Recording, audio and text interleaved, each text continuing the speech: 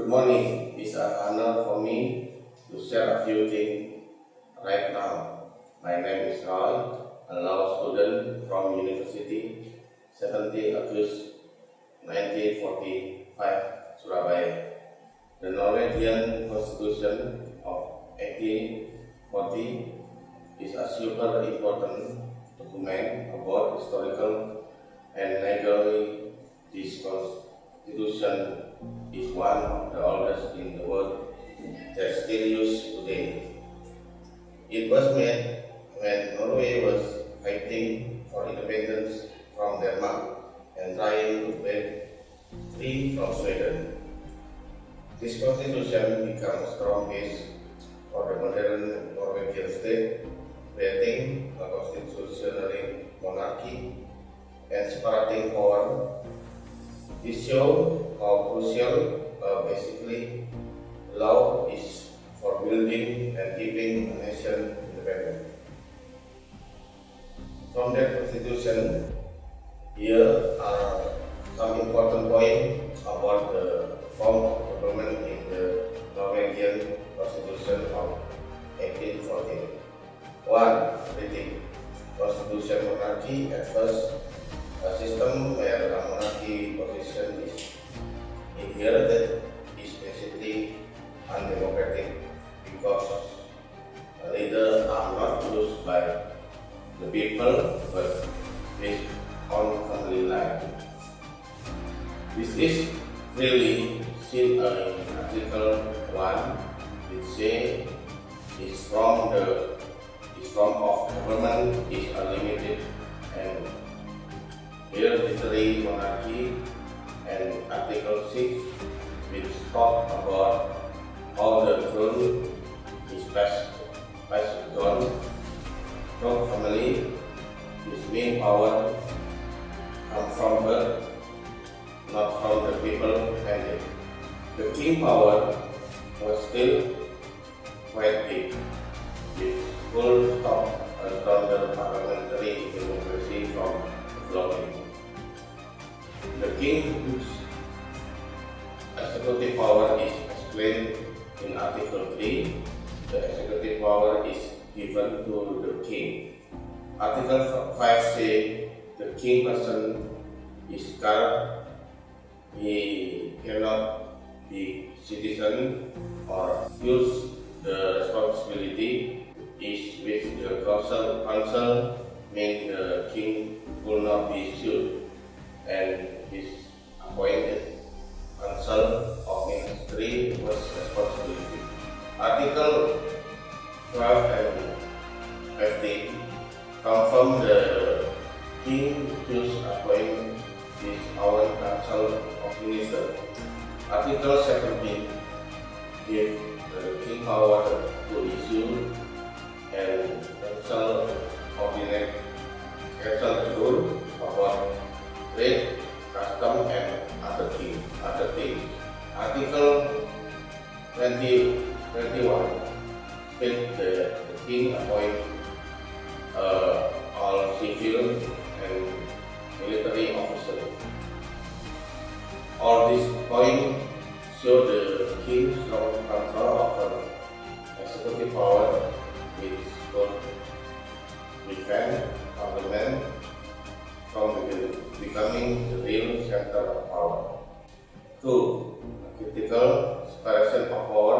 At first, even though it had good intention, separating power of the power was too strict, or one where executive or king, being too dominant, could make decision making slow or stop a balance of power from being achieved. The king division of power is in Article 3, executive to the king, Article 49, legislative to the Storting, and Article 88, judicial to the court.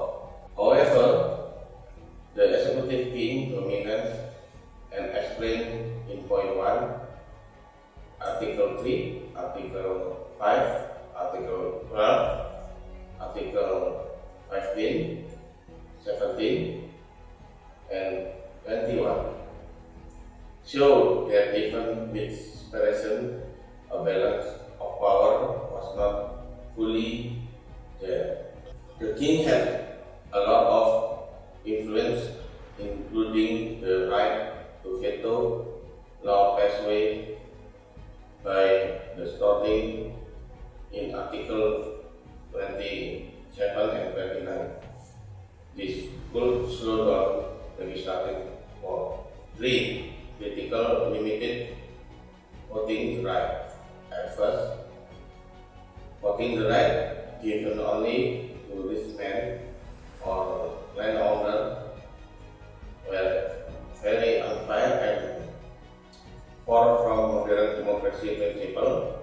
Most people have no say. It's clearly stated in Article 20, which especially limited voting right only to men 25 age or older who met certain property ownership or tax payment provision. This directly excluded women for poor men and those without property, making it a system that did not present everyone. Comparison with Indonesia. Constitution monarchy, Norway 1840 versus Indonesia. Norway 1840, the system was hereditary monarchy. The leader was not chosen by the people. The king had very extensive exclusive power, was immune from legal action, could appoint his own ministry, issue regulation, and appoint officials. This was really undemocratic and could hinder parliament rule. Indonesia is a republic. The president is directly elected by the people through general election, or they say pemilu, not based on family line. Executive power is held by the president, but there are strong check and balance mechanism which the House of Representatives, or they call DPR, and other state institutions. The president is also not immune from legal action and can be impressed in the violate the constitution. So there are a big difference. Indonesia is very democratic in choosing its leader. 2. Separation of power. Norway 1840 versus Indonesia. Norway 1840, there's a separation of power. Norway 1840 versus Indonesia. Norway 1840, there was a separation of power, but the exclusive branch or the king was very dominant. The king had the right to veto law passed by parliament, which led to slow and unbalanced legislative process. The king power for either legislative performance. Indonesia follow a clear and quite balanced rice political system. Executive president and their cabinet, legislative house separation, or they call DPR, and regional representative council, they call DPD. The DPR has function to make law, budgeting, and oversight. Judicial Supreme Court, or MR, Constitution Court, MK, and Judicial Commission, the KY. There are strong check and balance between institutions. The DPR can oversee the president and even suggest influence. The MK can cancel law. The President can use government regulation in lieu of law or declare a coup. But the DPR must approve it, so no single branch to the power is dominant like the king in Norway at the time. Number 3, limited voting right. Norway 1840 versus Indonesia. Norway 1840 voting right were only given to rich men or landowner. This was very unfair, as most people, women and poor men, had no say. In Indonesia, follow universal suffrage. All Indonesia citizens who are 70 years old or married have the right to vote, no matter their gender, wealth, education, or social status.